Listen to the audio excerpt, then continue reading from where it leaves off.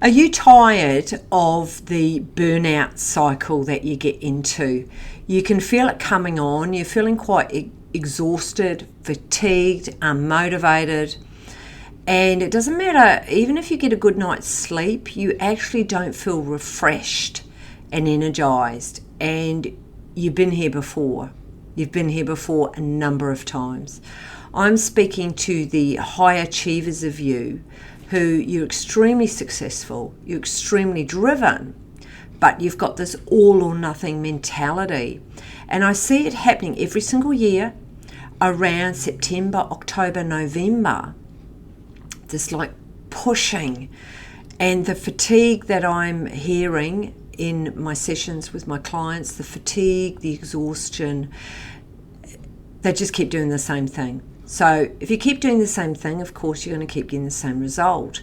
So would it be helpful to perhaps start looking at this now so that this time next year, in 2025, you aren't going to be in the same place. You're not going to, come Christmas Day, sit and go, oh my God, because you can stop now. It's the one day that you can stop. And just feel so fatigued and think, why do I keep doing this to myself?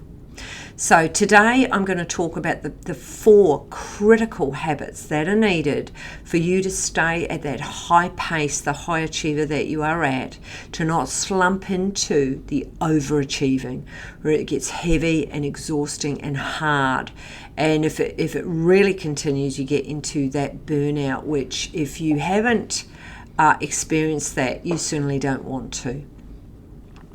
So first place I want to start is, have you noticed that when the foundation of how you do your life, if you get that right, you can achieve so much more vibrationally, emotionally. You feel more on purpose, you feel more healthy, you feel more happy, there's more connection in your relationships, your vices aren't as strong, you just are an all-round happier person. So when you have the foundation of these really strong habits, you maintain balance. Look, a lot of people don't like that word balance, but are you a all or nothing person?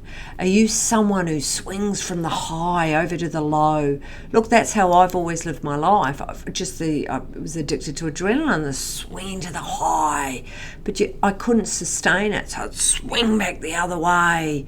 Look, you can look at it in all different ways, but being able to maintain balance instead of these highs and lows, just being more centered, grounded, is hugely helpful to be able to live in a more high-achieving, successful, happy, purposeful way.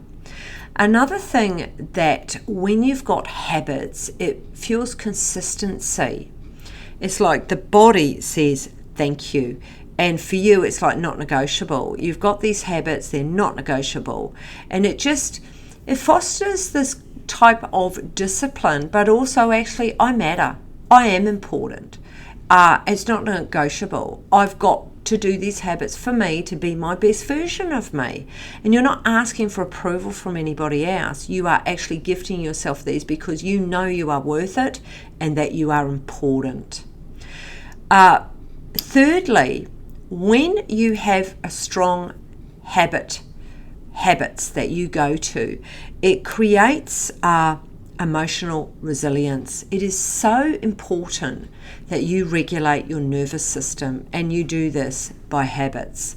And by regulating your nervous system, you then, if anything in your day perhaps creates some strong emotions, you, instead of reacting and going into fight, flight, freeze, you are going to be able to respond, because you're going to have the container to be able to hold that emotion, i.e. you, your body, your soul, your heart. You're grounded, you're in the body, and you are connected to yourself. It's a strong yes from the whole body, and you don't reject it. You don't reject whatever's coming in, it just is. So you've got that awareness, you've got the acceptance of whatever's here, And then you will do the action steps that you need to do to be able to deal with whatever is here. Lastly, by having habits that are not negotiable, this builds long-term success. Full stop. It just does. You know what? Shit's going to happen. Stuff in your life outside of your control is going to happen. But if you've got your back, if you've got a strong sense of self, the individualized you, the grounded you, you've got your not negotiables, you've got your habits that are there for you, you then are going to be able to deal with whatever comes your way. Vibrationally, you are going to be stronger. So if I haven't convinced you that it's really, really important to have habits, probably turn off from this, because you're not ready. You're not ready for change, and you're not ready to do what is needed to be there for yourself. Now, these 4 areas or habits that I'm going to talk into now, you know these. It may be just revisiting it and a little bit of a reminder.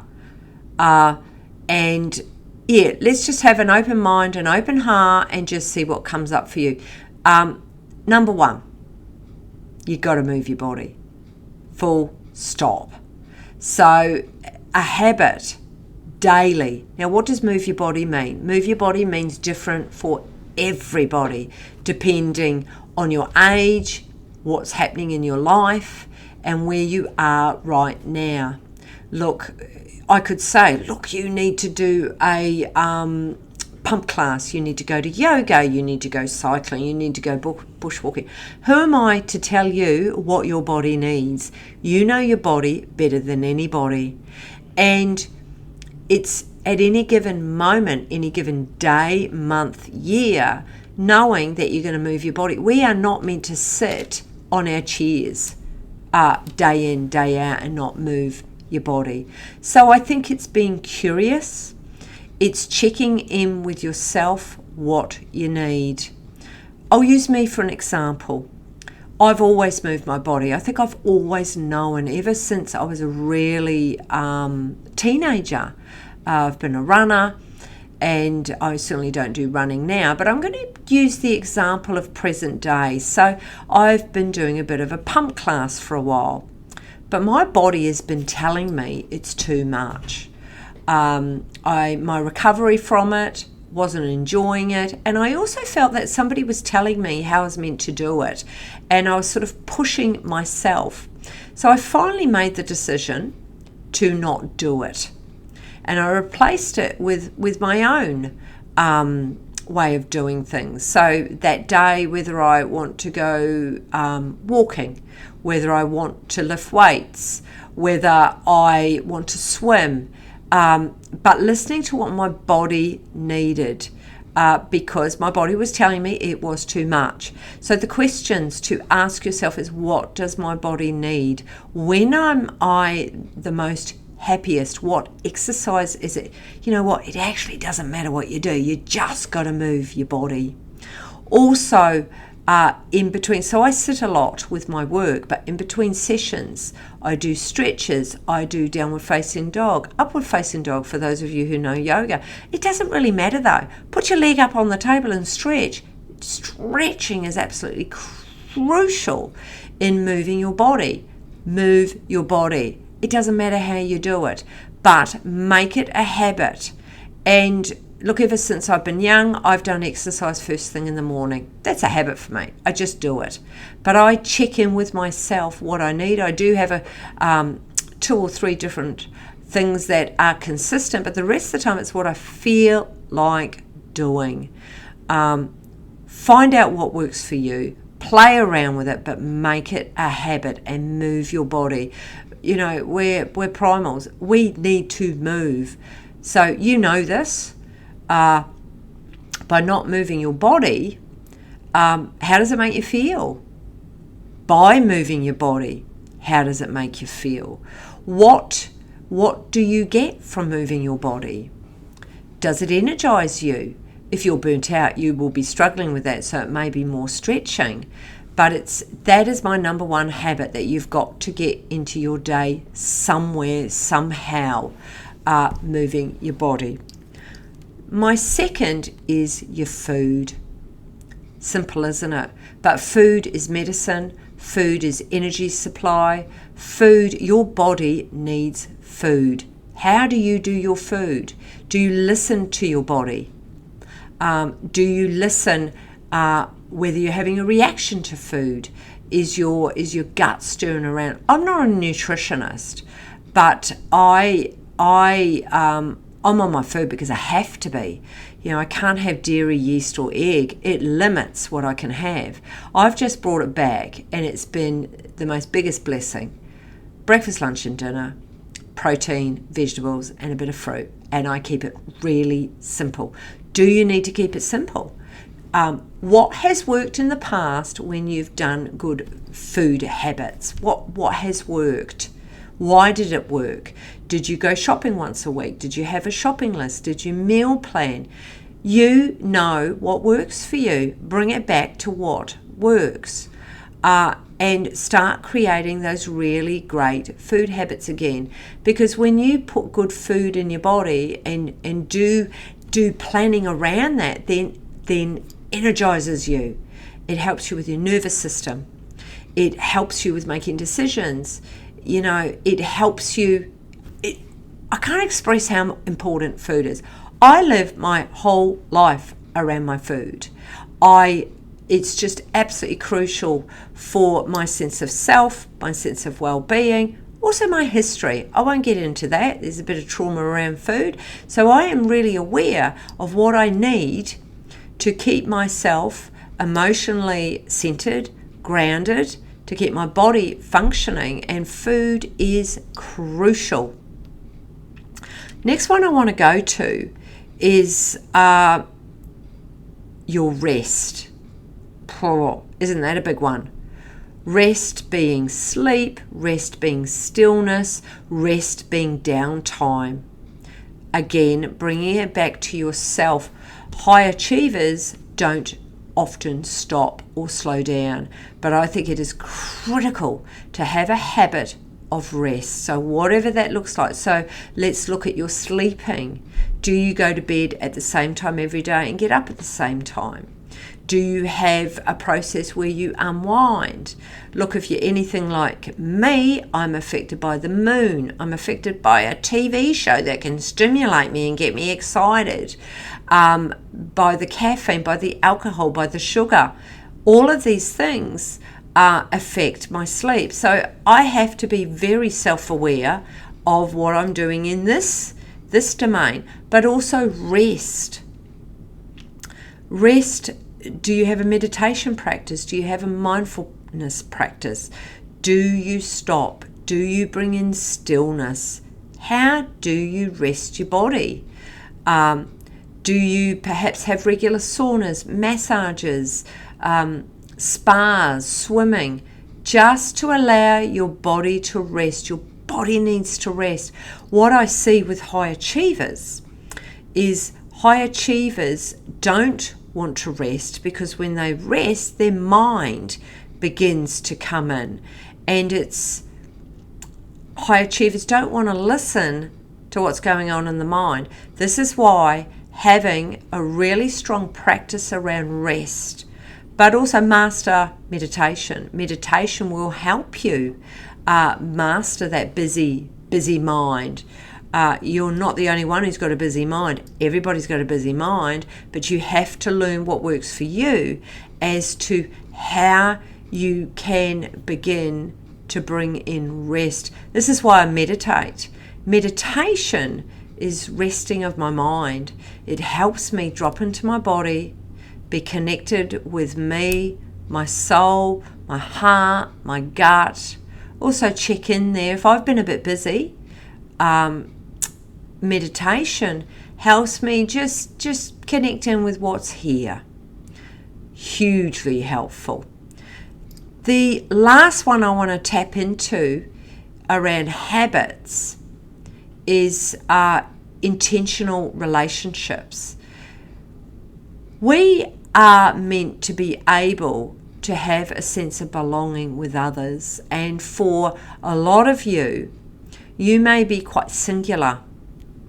You may not want any sense of connection with others, or you may. The reason I've brought this in as a habit is we're not meant to do this life on our own. And I'll bring it back to me. I have often done life on my own. Due to my history and my own trauma and my own beliefs, I didn't trust. I didn't let people in. I kept people at arm's distance. And that was because the fear of abandonment and rejection. It's interesting, a year or so ago, I did a shamanic workshop and connected with my animal. You'll never guess what my energy animal that I connected with was. And it was an ant. And you can imagine, an ant? An ant? I wanted a lion or a an eagle, something dramatic and big, but an ant. And so it's been an interesting process because at more time than ever in my life, I have allowed people in. I have different groups and connections and a sense of belonging like I've never ever had. And so relationships is part of my habits, is connecting. So whether it be family or friends, every day connecting, whether it's, just on Messenger, a phone call, a text, a message, hey, it's reaching out. Having always been singular and not done this has created so much warmth and vibrancy to my life and to me as an individual. So that would be the last habit I would encourage you. You may already do this, so this won't speak to you, but just checking in with yourself if you don't. So just rounding all of this up, I've brought in habits today because burnout is such a common visitor for high achieving individuals. And it's really, really important as a high achiever that you bring in these habits, because you can quite quickly begin to overachieve. And when you overachieve, that's the danger periods. That's where that can lead to exhaustion and to fatigue and to your drinking and to your eating, and it's all or nothing mentality. So my question that I would like you to leave you with, what is a habit, if you look at those 4 different areas that I talked into, which one are you going to focus on? Is it going to be around the food? Is it going to be around the rest? Is it going to be around relationships? And I can't remember what the last one was. Isn't that just a bit moving your body? Okay, so what are you going to do? Which area are you going to focus in on? Because if you're focusing on all of them, you're setting yourself up to fail. Focusing on an area, and then what is one action step that you can do that is going to move you towards that purposeful, healthy, happy you that perhaps you've strayed a little bit from. May not take much to tweak back in. There's when you take authentic action and do it very mindfully, that creates movement inside of you. It creates a vibration of fulfillment, and it fills you up, and you want to add to it. So love to hear what you're going to focus on and what is the action step that you are going to do today to move towards that high achieving, healthy, happy you. See ya.